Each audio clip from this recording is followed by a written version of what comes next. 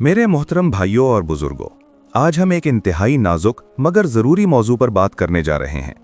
یہ موضوع میاں بیوی کے تعلق سے متعلق ہے، اور اسلام نے اس بارے میں ہمیں آزادی بھی دی ہے اور حدود بھی۔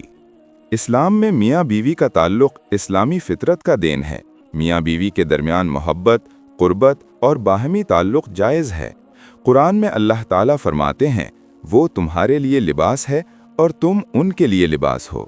لباس انسان کی زینت بھی ہے اور حفاظت میں اور پردہ بھی۔ اس آیت سے ہمیں یہ سبق ملتا ہے کہ میاں بیوی کا تعلق محبت کے ساتھ ساتھ حیا پہ بھی مبنی ہونا چاہیے۔ مسئلہ کہاں پیدا ہوتا ہے؟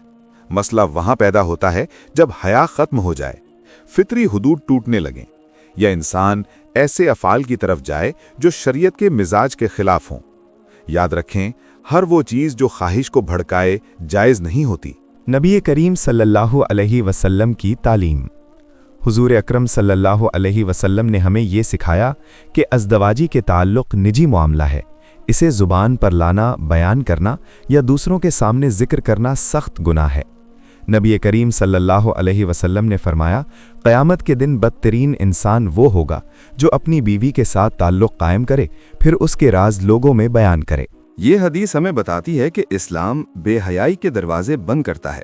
حیا ایمان کا حصہ ہے۔ نبی کریم صلی اللہ علیہ وسلم نے فرمایا، حیا ایمان کا حصہ ہے۔ سوچیں، اگر میاں بیوی کے تعلق میں حیا ہی نہ رہے تو دل سخت ہو جاتے ہیں، برکت اٹھ جاتی ہے، اور تعلق عبادت کے بجائے محض خواہش بن جاتا ہے کہ ہر عمل جائز ہے۔ یہ بات سمجھ لے، جو عمل قرآن و سنت کے عمومی اصولوں کے خلاف ہو، جو انسان کو جانوروں جیسی حرکات کی طرف لے جائے، جو دل میں نفرت، کراہت یا بے سکونی پیدا کرے، وہ عمل مسلمان کی شایان شان نہیں۔ اسلام ہمیں پاکیزگی سکھاتا ہے، نہ کہ بے لگام خواہش۔ آج کا بڑا فتنہ، آج کے سب سے بڑا فتنہ فاش مواد، غلط ویڈیوز اور بے حیائی پر مبنی گفتگو ہے۔ یہ چیزیں انسان کو حلال میں بھی حرام جیسی لذت ڈھونڈنے پر مجبور کر دیتی ہیں۔ قرآن کہتا ہے، اور بے حیائی کاموں کے قریب بھی مت جاؤ۔ غور کریں، اللہ نے یہ نہیں فرمایا کہ بے حیائی نہ کرو، بلکہ فرمایا قریب بھی نہ جاؤ۔ صحیح رویہ کیا ہے؟